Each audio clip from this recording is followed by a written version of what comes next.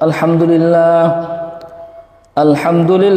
নাহমাদুহু ওয়া নাস্তাঈনুহু ওয়া নাস্তাগফিরুহু ওয়া নু'মিনু বিহি ওয়া নাতাওয়াক্কালু আলাইহি ওয়া নাউযু বিল্লাহি মিন শুরুরি আনফুসিনা ওয়া মিন সাইয়্যিআতি আ'মালিনা মান ইয়াহদিহিল্লাহু ফালা মুদিল্লা লাহু ওয়া মান ইউদ্লিলহু ফালা হাদিয়া লাহু ওয়া নাশহাদু আল্লা ইলাহা ইল্লাল্লাহ ونشهد أن سيدنا وسندنا وحبيبنا وطبيبنا وطبيب قلوبنا ومولانا محمدا عبده ورسوله أما بعد فأعوذ بالله من الشيطان الرجيم بسم الله الرحمن الرحيم ألا إن أولياء الله لا خوف عليهم ولا هم يحزنون وقال النبي صلى الله عليه وسلم لا طاعة لمخلوق في معصية الخالق أو كما قال النبي عليه الصلاة والسلام আলহামদুলিল্লাহ, সমস্ত প্রশংসা সে আল্লাহ তাআলার জন্য, যিনি আজকে আমাদেরকে দুনিয়াবী সকল কাজ থেকে ফারেক করে পবিত্র জুমার দিনে জুমার নামাজ আদায়ের লক্ষ্যে একত্রিত হবার তৌফিক দান করেছেন। এই জন্য বলি আলহামদুলিল্লাহ। অসংখ্য অগণিত দরুদ ও সালাম বিশ্বনবী জনাবে মুহাম্মদুর রাসূলুল্লাহ সাল্লাল্লাহু আলাইহি সাল্লামের উপরে সবাই মহাব্বতে পড়ি সাল্লাল্লাহু আলাইহি সাল্লাম। সম্মানিত উপস্থিতি, আজকে যে আয়াতটা আপনাদের সামনে তিলাওয়াত করেছি, এটা সম্পূর্ণ অলি আউলিয়ার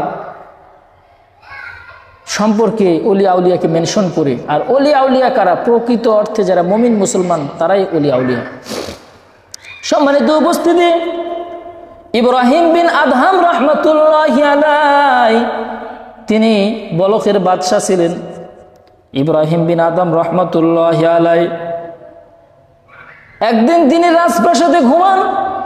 গভীর রাত্রে ছাদের উপরে টকবক টকবক আওয়াজ হয়, পায়ের শব্দ শোনা যায়। এবার ইব্রাহিম বিন আদহাম রাহমাতুল্লাহ আলাইহি ডাক দিয়ে বলে, কার এত বড় সাহস? আমি বাদশা এখানে ঘুমাই, কার এত বড় সাহস তুমি ছাদের উপরে আওয়াজ করো, শব্দ করো? এবার গায়েব থেকে আওয়াজ আসে, আমার ঘোড়া হারাইছে, আমি ছাদের উপরে ঘোড়া খুঁজি। এবার ইব্রাহিম বিন আদম রাহমাতুল্লাহ আলাইহি ডাক দিয়ে বলে, আরে পাগল, ঘোড়া কি কখনো ছাদের উপরে খুঁজে পাওয়া যায়?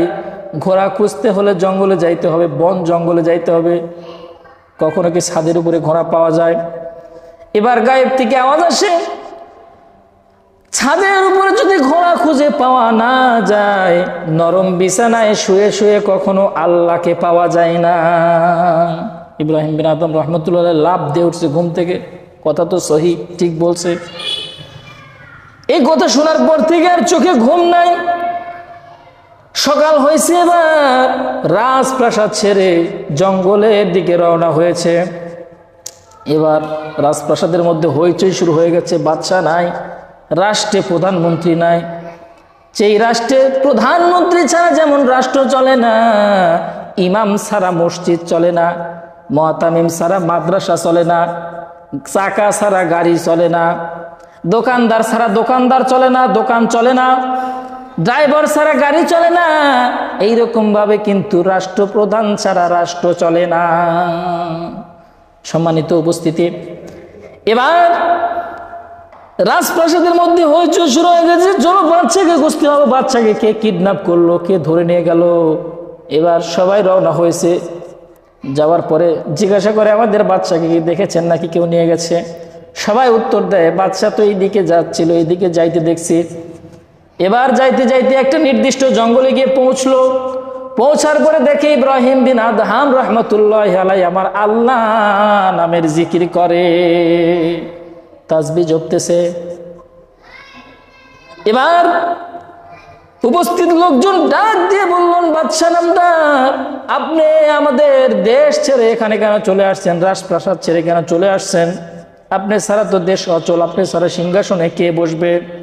ইব্রাহিম বিন আদম রহমতুল্লাহ আলাই ডাক দিয়ে বলে, ওগো আমার সাথীরা, সৈন্যরা, আমার প্রজারা, আমি এই দুনিয়ার সামান্য রাজত্ব চাই না, আমি এমন এক বাদশার গোলামি করতে চাই যেই বাদশাহ পুরা দুনিয়াকে পরিচালনা করে। বলুন সুবহানাল্লাহ।